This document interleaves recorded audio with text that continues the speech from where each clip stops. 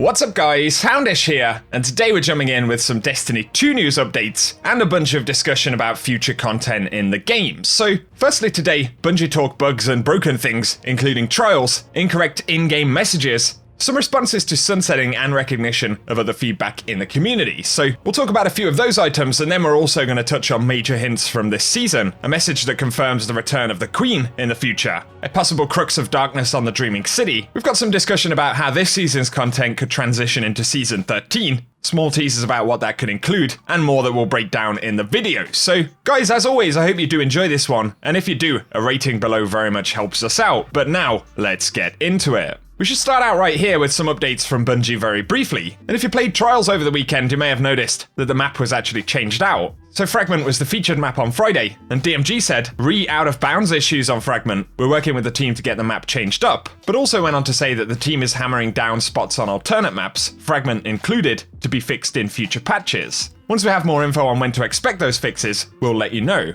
It's safe to say players have been using a lot of out of bounds spots and things like that in Crucible maps. DMG confirmed that they are aware of some of the issues on Exodus Blue and already have fixes slated for a future patch. And of course this is separate to a bunch of the other issues that folks are discussing regarding PvP at the moment. Although it looks like we're going to have to wait till Bungie's State of the Game dropping sometime next season before a lot of those things will be discussed and kind of addressed. So as always, give us your thoughts on that. But Bungie Help also tweeted and said that some players saw an incorrect message regarding silver grants for solar emotes. This is an old message regarding a previously resolved issue, and silver has not been added to accounts, so the message should be disregarded. So just in case you had seen that message and wondered why bonus silver wasn't available on your account, there we go. But also Bungie Help had said that they resolved an issue where the Birds of a Feather Triumph wasn't unlocking for players when completing the Harbinger mission with Hawkmoon equipped. Of course, inside of the mission this week, we do have new locations for paracausal feathers. Somebody also pointed out, players should avoid turning in the exotic quest for the ship if you've got all 100 feathers, but are planning to work on Lightseeker, because at the moment, according to players, when you complete the quest entirely, the feathers actually stop showing up inside of the mission, although I would imagine this is something Bungie will look to fix.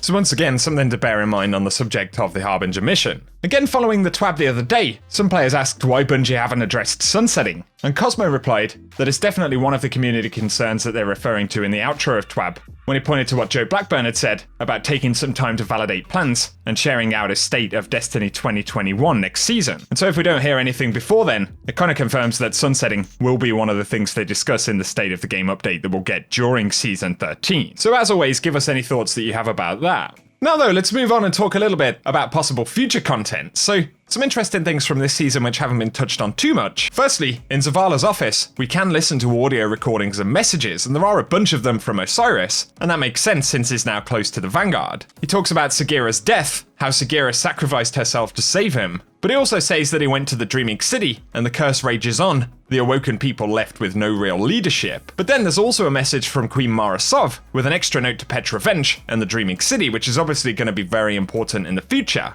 There are some other interesting things happening in Dreaming City which we'll touch on in a moment, but first, check this out. To all corners of the system, I've emptied the armories on the fringe, sent Corsair warship fleets, deployed Harbingers, and yet the Black Fleet persists. I know what it's taken from you, Petra. I've been away too long, and for that, I apologize. Your compassion and leadership have been a boon to me and our people. This all started with the Dreaming City. I shall return to finish it. Savathun will be waiting.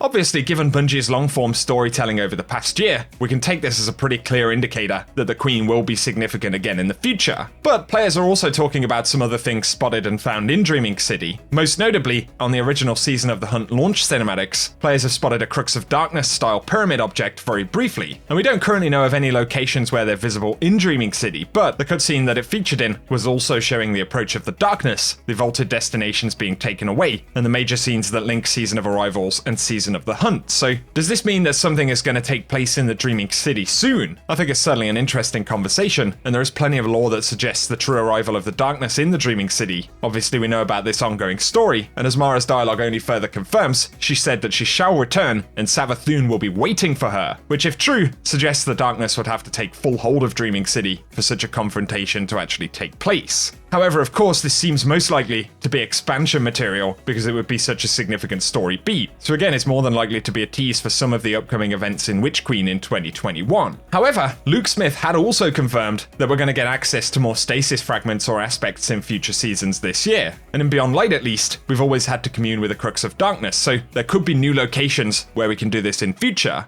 While it may take a while for Morozov to actually return, it's more likely that we will see some kind of updates or changes in Dreaming City before the end of the year, so that's something to think about. But shooting back to things which may be key features of Season 13, Osiris refers to Cabal's lost leadership once again, and Callus's daughter, who's trying to rally what remains of the Red Legion under a new banner. But there are still many disenfranchised Cabal, which may explain the frame of this cutscene that we saw, where we also spot a pyramid hologram, possibly on a new location, again suggesting that the darkness will continue to spread, leading us all the way to the end of 2021 with the major expansion. So Osiris, the Cabal, and the darkness spreading are the features which are more likely to take center stage for upcoming seasons. But something else interesting in the Dreaming City, players have found what they're calling a darkness miasma in an out-of-bounds Ascendant realm. Originally this was posted by Bro Raz, and my friend Jarv has a guide on how you can check it out in-game. And the object we can see on screen may have been there for some time, but players wonder if this could be somewhat like Darkness enemies, which Bungie have drawn up concepts for in the past and are somewhat similar. But also both the Drifter and Cade have referenced having encountered enemies somewhat like this, describing them as boiling shadows or gooey vacuous forms with no head, which is certainly interesting and I guess is somewhat similar to what we could see. But regardless, with a possible return of Morozov or Pyramid Cruxes appearing on the destination, Dreaming City may well have an interesting position in the universe for upcoming stories. And also, let's not forget about the oracle sounds that have been found in The Last Wish. They can seemingly be heard at each encounter, but otherwise we have no idea what they're really going to be for. So a few very curious developments have been taking place in terms of the story. And then outside of the story, Bungie have been primarily prepping us up with kind of technical notes, some of the system and quality of life changes that they're introducing with the next season. And then otherwise in terms of the activity content, the brand new stuff, and getting more info about story development itself. It's possible that we'll get a reveal in the last couple of weeks before the season launches, but as we saw with Season of Arrivals, Bungie kept things pretty close all the way up until release, so we're simply going to have to wait and see what Bungie will tell us about Season 13 before it actually starts. Although be sure to keep it locked and loaded here on the channel, as we'll definitely have all of that stuff as soon as it becomes available. For today though guys, that's what we have to speak about in this video. Regardless of some of the other issues and things going on in the game at the moment, there's definitely a lot of scope for the story, so a lot of us are hoping that that will continue to be somewhat interesting over the next year. For me personally, it is one of the more exciting elements of the game at the moment, so give us your thoughts down below, and I'll run some of the extra messages right here from Osiris in Zavala's office. We can check them out in-game as well, so you can go do that, or if you want a quick listen, we'll run some right here. But as always, I hope you have enjoyed the video, guys, and if you have, a rating below very much helps us out. Drop us your thoughts down in the comment section, but also be sure to get subscribed so I can keep you posted on the world of Destiny 2 right here. But otherwise, thanks for tuning in, and I hope you have an awesome day. I needed to put some distance between myself and Earth. So I headed to the Dreaming City. The city itself is still caught in its curse loop. Deaths will never be able to undo the damage that Taken caused here. Unsurprisingly, Petra remains useless. She doesn't know where her queen is, and that leaves us with fewer allies than ever. Oh, and let Saint know I found the letter he hid in my ship. Tell him, no, never mind. I'll tell him myself. I came back to the tower, but you were in a meeting with Ikora, so I went to see how Anna's work with Rasputin is progressing. She's made several failed attempts at importing his consciousness into the body of a dead exile. Anna has a brilliant mind, but she's squandering herself trying to salvage the remains of that Golden Age tyrant. She should put her talents towards something more productive. Maybe I'm just bitter. The orbital path of Nessus has changed. Likely due to the sudden disappearance of the Leviathan. I could not find any evidence of the ship or Callus himself on long-range scans, but remnants of the Cabal still linger. According to the intercepted transmissions, Callus's daughter, Keitel, is trying to rally what's left of the Red Legion, as if we didn't have enough problems. I'd gone to the reef, hoping to find insight into Keitel's agenda among the Cabal there. Instead, I found something else. There's a strange new presence here. It grows as an organic technology, like a small tower. There are Cabal gathered around it, enraptured by something I could not perceive. Perhaps their own desperation or madness. A long-range scan of the structure was inconclusive, save for confirming it was of Hive origin. I need to determine whether it is just delusion attracting the Cabal, or something more. Security check. All secure. Every day there is some new horror. I stayed in the reef to further observe those Hive-enraptured Cabal. They did not rest, simply spent hours kneeling before the structure. Sometimes they screamed, other times they cried, but mostly they were just silent. They left come morning, wandering out to the fringes of the shore. I decided to examine the structure more closely, but I'm certain I heard something calling to me, beckoning. Sagira convinced me not to perform any further investigation for the time being. Security seat check-in. All positions clear. It's dark out here. I sometimes forget how isolating deep space is. I'm on my way back to Earth, but it will be at least one more day. I wonder how Saint is doing in my absence. I worry about him. About how well he's adjusting. How he blames himself for all of this. He has such a big heart.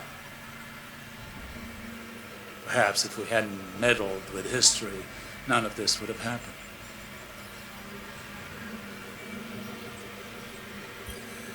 Sagira initiated a long-range scan as we were entering Earth's orbit, looking for signs of that same hive structure we discovered at the reef. Call it intuition. There are more of them on the moon. I went to speak to Eris to seek her counsel as an expert on the hive's witchcraft, but I could not find her. Perhaps you know where she is?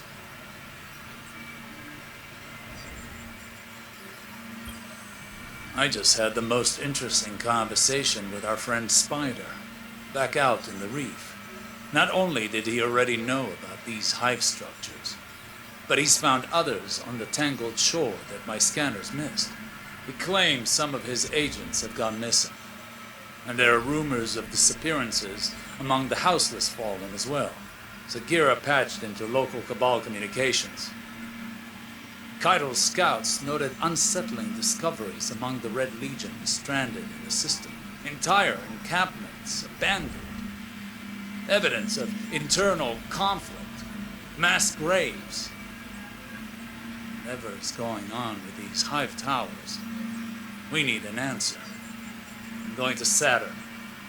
I may have a way to find it within the derelict hulk of Oryx's dreadnought. Tell Saint he's missed. It was a success. I was able to reverse engineer the Hive's organic communication systems within the dreadnought. I directly interfaced with their network of collective consciousness. The things I learned, Zavala. The things I learned. The Hive is fractured, shattered, turned on itself. The Black Fleet intends to punish Zavathun for interfering with its efforts to communicate with us. No one knows where the Witch Queen is, not even her own court. And now Sivu Arath is using this opportunity to consolidate her power. I will return to the reef tomorrow to confer once more with Spider. He says he has news for me.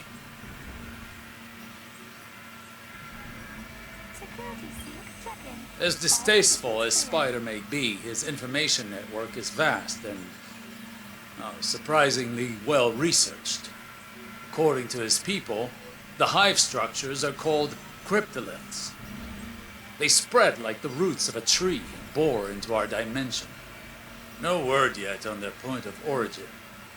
Spider claims to have his best man on it, but Sagira and I have our own suspicions.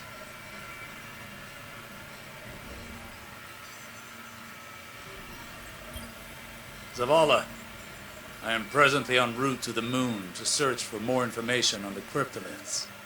Sagira and I are going to touch down and investigate. If anyone is listening, Sagira is. She sacrificed herself to save me. From them. From the High. I'm tracking the creature responsible for Sagira's death. I will find it. I will end it. Zavala, I need you to send the young wolf to the following coordinates. I won't wait.